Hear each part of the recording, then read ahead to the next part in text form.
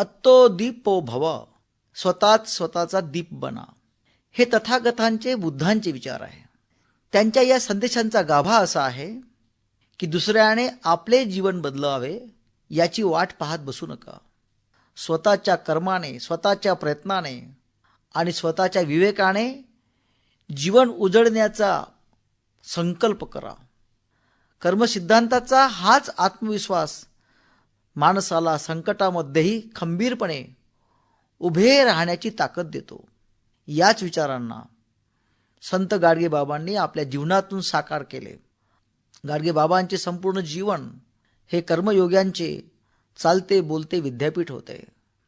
आजच्या स्पर्धात्मक युगामध्ये अनेकांना झटपट यश हवे असते. मेहनतीपेक्षा शॉर्टकट, प्रामाणिकपणापेक्षा दिखाऊपणा आणि कर्तव्यापेक्षा स्वार्थ यांना महत्त्व दिले गेले आहेत असं चित्र आपण पाहतो. अशा वेळेस कर्मसिद्धांत आपल्याला संयम, सातत्य, सचोटीची शिकवण देतो. कारण प्रत्येक चांगल्या कर्माचे फळ कदाचित लवकर मिळणार नाही, पण ते कधीही वाया जात नाही हे आपण लक्षात घेतलं पाहिजे. आपल्या प्रत्येक कृतीचा समाजावर परिणाम होत असतो. शिक्षकांचे कर्म असते विद्यार्थ्यांचे भविष्य घडविणे. शेतकऱ्याचे कर्म राष्ट्राचे पोट भरविणे. डॉक्टरचे कर्म म्हणजे रुग्णांचा जीव वाचवणे.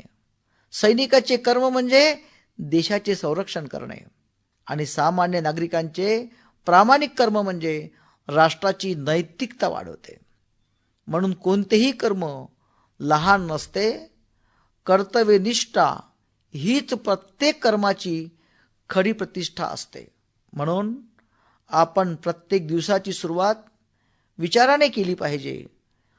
आजच्या जगात विज्ञान, तंत्रज्ञान आणि भौतिक प्रगतीचा वेग वाढला असताना या प्रगतीला मानवी मूल्याची जोड असणे गरजेचे आहे.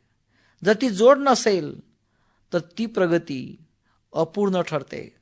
म्हणूनच आज समाजाला बुद्धिमान माणसं तर गरजेचीच आहे, परंतु त्यापेक्षाही कर्तव्यनिष्ठ माणसे अधिक आवश्यक आहे.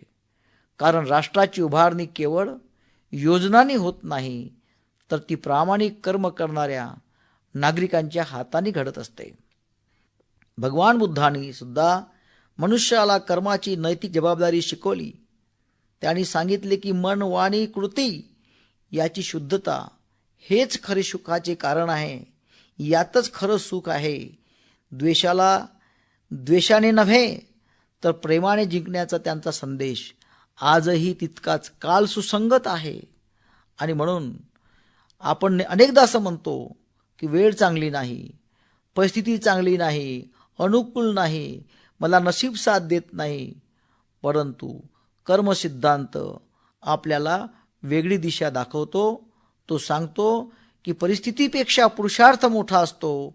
अडचणी या कर्म थांबविण्यासाठी नसतात, तर आपली जिद्द आणि क्षमता तपासण्यासाठी असतात.